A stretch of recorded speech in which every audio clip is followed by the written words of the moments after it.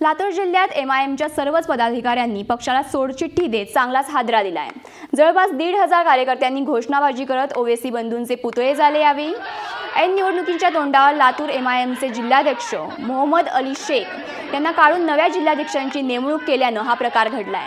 यापुढे कोणत्याही पक्षात न जाता एक समर्थ पर्याय निर्माण करू असं यावेळी मोहम्मद अली शेख यांनी सांगितलंय।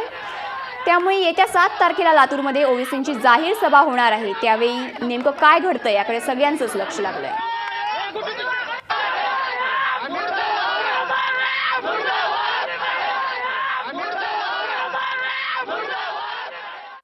ज्यांनी पक्षासाठी खूप काम केलेले आहे, ऐन इलेक्शनच्या वेळी त्यांना डावलून नवीन लोकांना, अशा लोकांना पुढे करण्यात येत आहे जे कॅपेबल पण नाही। 150 पदाधिकारी आहेत आणि त्यांच्या पाठीमागे खूप कार्यकर्ते आहेत, जी सर्वांनी तालुका निलंगामध्ये, नलेगावमध्ये, चाकूरमध्ये, देवणीमध्ये, औसामध्ये, लातूर शहरामधील सर्व ठिकाणच्या कार्यकर्त्यांनी पक्षाला सोडचिठ्ठी केलेली आहे।